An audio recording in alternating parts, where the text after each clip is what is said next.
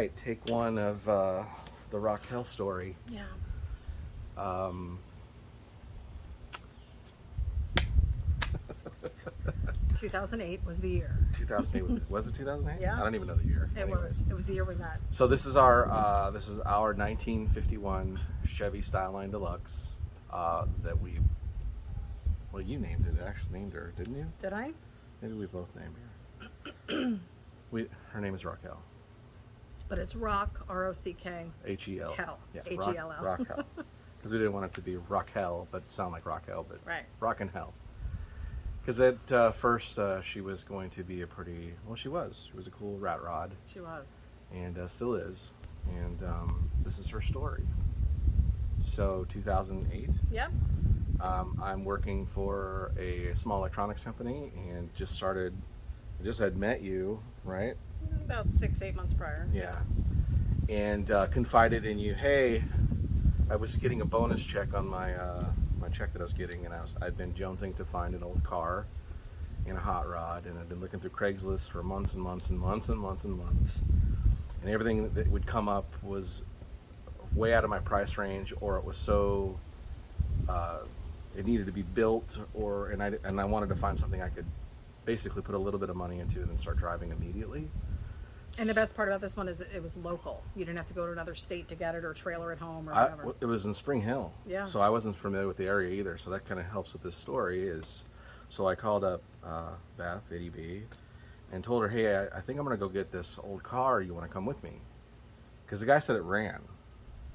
So at least I think it said that. I don't even remember, to be honest. I was so excited about doing it. And she's like, oh my God, this sounds so much fun. Yeah, I'll go with you. So I had to wait till I got off of work, and it was in the middle. When was it? So it was September or October when we got her. So was time change? Because it felt like it got dark. Maybe.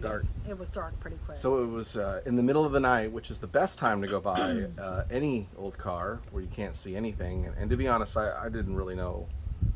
I knew a little bit of what to look for, what not to look for. I just was excited that it ran and it was together, and the guy was getting rid of it very, very cheap. So I went and we looked at it. And what was your thoughts when I? Well, I thought it was cool, but I believe when you tried to start it, there was an issue. Way ahead. Okay. What did you think when I said, "Hey, I'm going to go get this old car. You want to come?" Yeah, totally. I was on board. I just wanted to support what you wanted to do because in the 6 months prior, I had learned that you were into cars and you were showing me some stuff, and we had gone to a couple shows. Yeah. We had gone to the National Hot Rod or Street Rod. NHRA show. Yeah. And we had gone out, you had taken me out to Bushnell because at the same time that you were looking for this vehicle, you also did have another project that was in storage basically, right.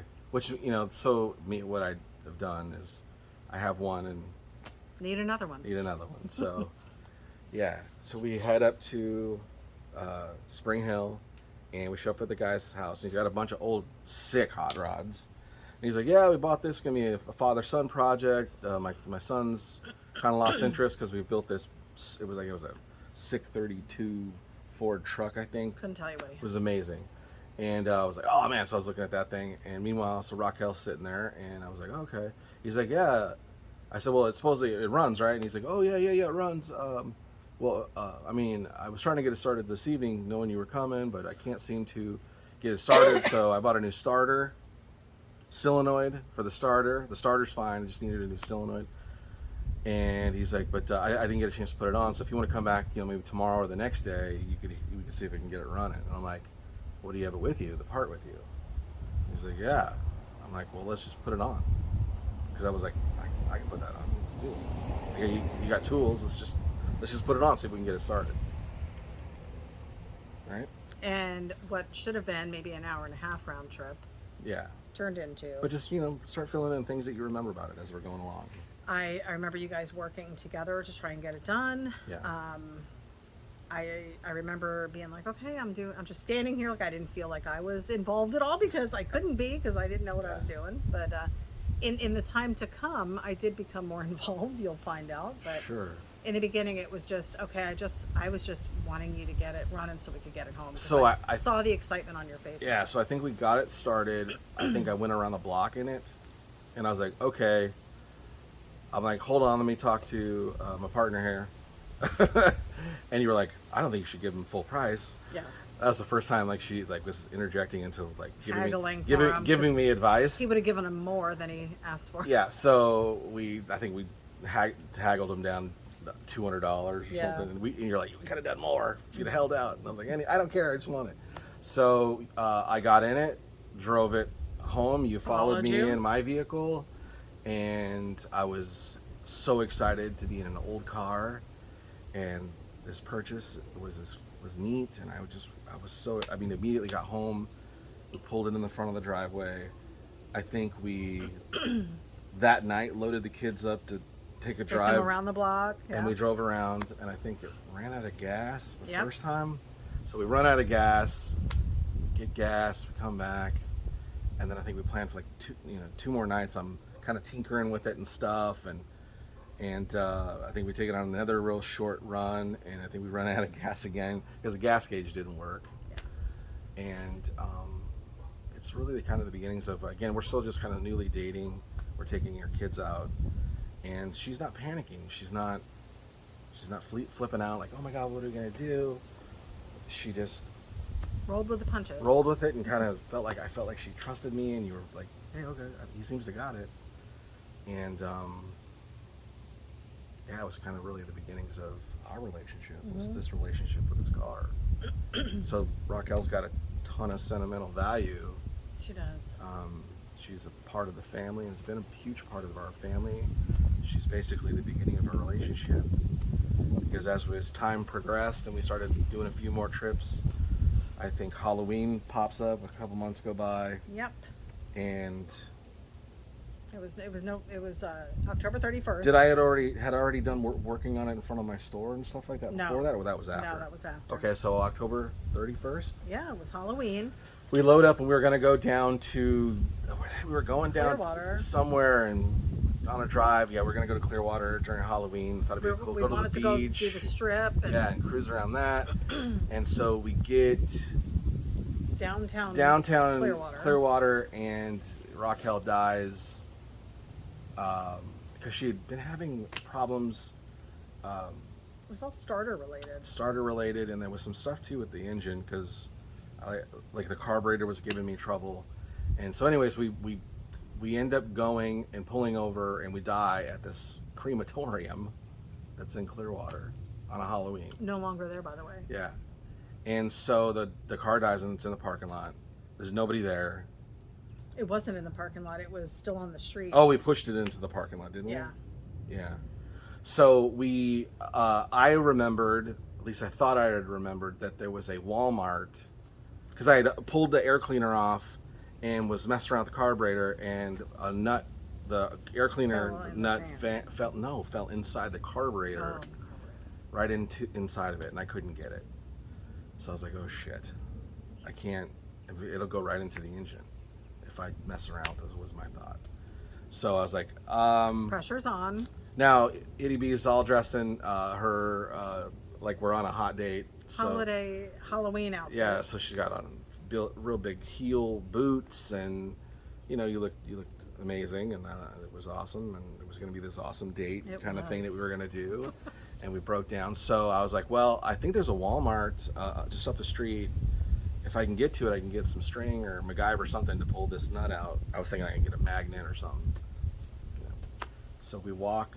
Come to find out, the Walmart I thought of was 10, 20 miles away. It was probably 6. It was quite a distance. And we walked the whole way there talking, and you held my purse. Yeah, I carried your purse. Of time. Yeah, I carried your boots for a little while. You did. I had to take off my boots. Offered you could wear my shoes, and we were just a lot of talking, and we weren't talking about the trouble we were in, because I was just like, okay, I can figure this out, and I really wasn't panicking, but you weren't panicking either. No, I remember saying to you, this is going to be a story later on. Yeah. And so we get to Walmart. I went to the automotive section. Of course, it's this little Walmart, and it's got no automotive stuff really. I was thinking I'd get like an extension magnet, and I'd be able to pull it right out. So I ended up buying string, some little magnets in the craft section, glue. I bought like 4. It was a major MacGyver. Oh, we did a couple flashlights. Didn't I buy you a pair of flip-flops? Yep. For your feet, because her feet were hurting. And I sat there, I'm like, I can't make her walk all the way back. But she was willing to walk all the way back again. And it's probably, what, by now? It's 11? after midnight. Yeah, because it's almost after closing. midnight. So, did we call a cab? We did call a cab. Which there was no Uber at the time. No. And we called a cab. And that was the first time I had ever called a cab. Me too. It was super So sketchy. we rolled a cab, and we told the cab driver what was going on, and we get to the place. And he's like troubleshooting. Yeah, for so us. he's like, oh, He's I like, think well, what did you try this? Did you try this? Really nice, super nice person. Yeah. In fact, he stayed until we got it running. He did. He helped. Yeah, he did help. And as we're like working on Raquel, trying to get her going, That was my first time holding a flashlight. you were holding the flashlight. But at that time, remember the van pulled up Yeah. with the dead bodies, and they were like, "What are you guys doing?" I'm like, "Well, we'll be out of here in a minute."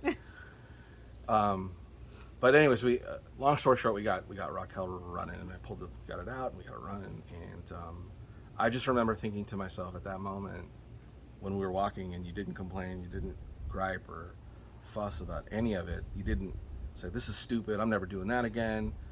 You were just like, hey, oh, that was crazy, and what a nice guy, and man, what a story this will be.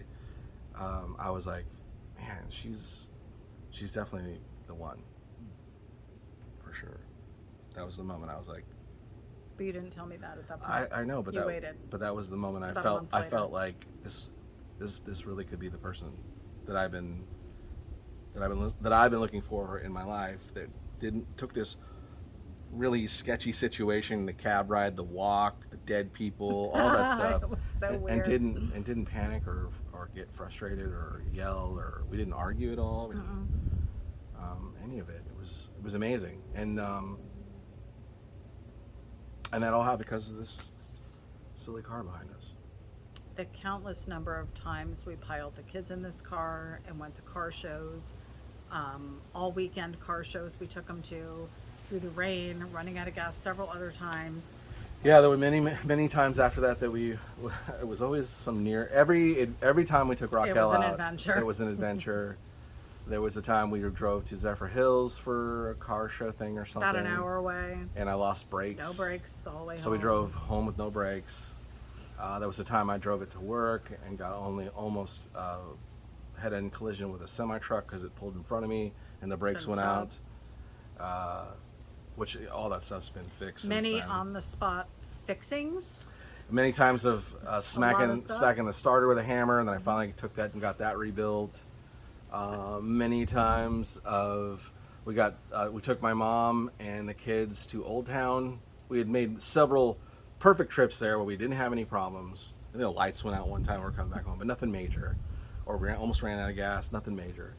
But the battery died and it wouldn't start. It was before we had converted it to your favorite thing to say about it. Oh, the 12 volt. The 12 volt conversion. It's 12 volt converted.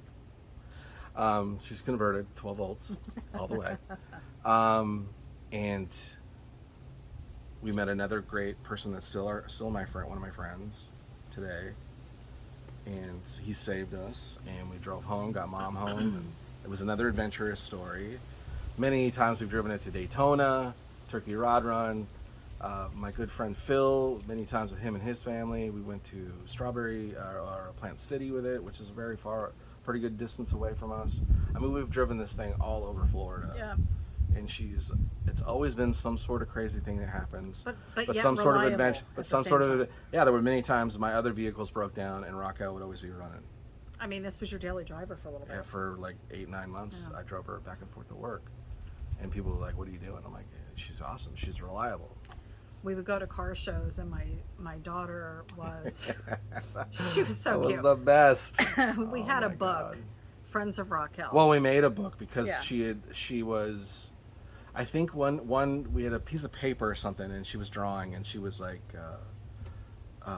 she would tell everybody, "Oh, this is Raquel," and she this would, is our car. She would tell them all yeah. about And it. I'm like, we should get Cassidy a book where she could almost like a scrapbook where she could get people to sign it, and it's like Raquel's friends, and because she we did. go to the Old Town, we took her to Old Town 4 or 5 times, and there would just be people from all over the world that would be like amazed that it ran, amazed what kind of car it was, and we'd get inside of it, and we'd let everybody get in it. And honk the It horn. was one of the very few cars that were allowed to be touched.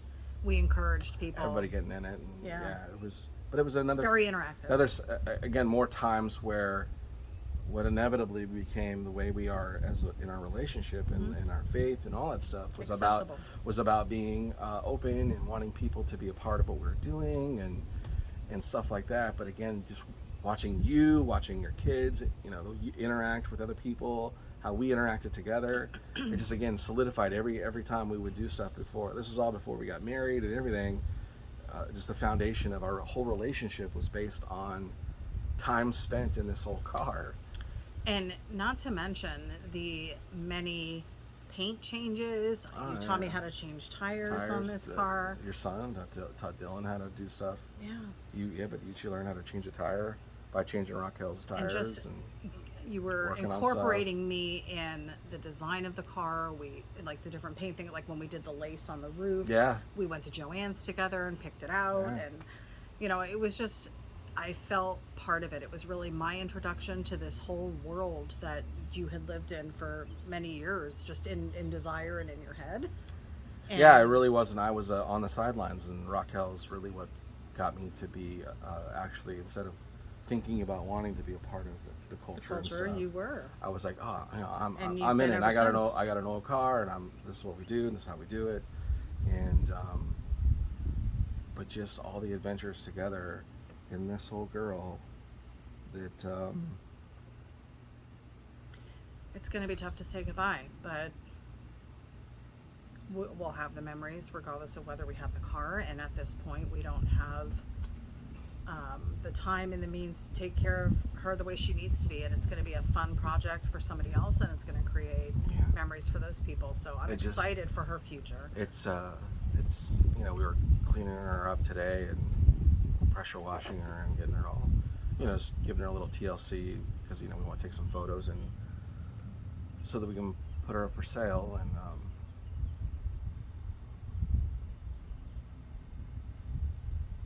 she was a big part of our life for a long time. Yeah, and I walk, every day I come home, I look at her and I think, man, I let her down. And well, I feel bad too that she didn't have the attention she deserved. We had so many great fun times with her. Yeah, and I had such high hopes of plans of what I wanted to do to her, and really, all the adventures she took us in to really kind of, give her a third life, because I feel like she got a second life from whatever she was before, and she got to do more adventures and stuff, and so now the hopes is whoever gets her, hopefully we'll have the same kind of, I mean, there's always a possibility it won't happen that way, but that they'll, it's a car. I'm getting emotional. Again, she was a really big part of the beginning of our relationship and stuff we did with our kids when they were little. The kids are out of the house now, so there's a lot of history over the last 15 years. There's so many things, just again, they're all popping in my head, going to Bill Approve, and adventures and meeting people, all because of the car. Right. The time we got to go inside and park the car. Maybe she didn't get to park inside, but we, we set up, and it was kind of the beginning of me selling my artwork. All has to do with this car. The first time I ever showed anybody any piece of my artwork was on the hood of Raquel. It was like, yes, these are these drawings I've been trying to do, and it was where, it's pretty good. You should keep doing that kind of thing. I'm like, maybe I should. I've drawn Raquel, how many million times did I draw it, airbrushed on her, who I am and who we are. Has a lot to do with that old car right there. So just know, if you're the person who's interested in this car, that it's coming with a lot of love and dedication, even though it may not look like it at this point. Yeah. There was a lot of dreams time, that didn't happen, but a lot of time spent in her, with her, doing stuff to her. Every weekend we were doing something. I mean, we really drove the hell out of her. Yeah. Yeah. And she's been good. She has been good. Yeah, I hate to see her go, but I know it's where we're at, and this is the part of owning old cars, and where I see people who can sell, flip and sell, and get one, and get rid of it, and this is the part I go, I don't know how they do it, because I gained such because they an only emotional have the car for a year or two. an emotional attachment. Not 15 years. This is, my daughter's going to be 22. She was 7. They're a huge part of our lives. Occurred with this vehicle in our lives. Yeah. Yeah, our whole beginning. Yeah. So that's a little story of our old Pal Raquel. our girl Raquel, our 1951 Chevy Styline Deluxe 4-door, 12-volt. the 12 fucking version. So thanks for spending a minute to hear about one of our family members.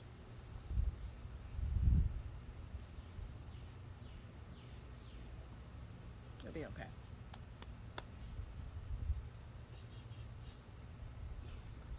So thanks.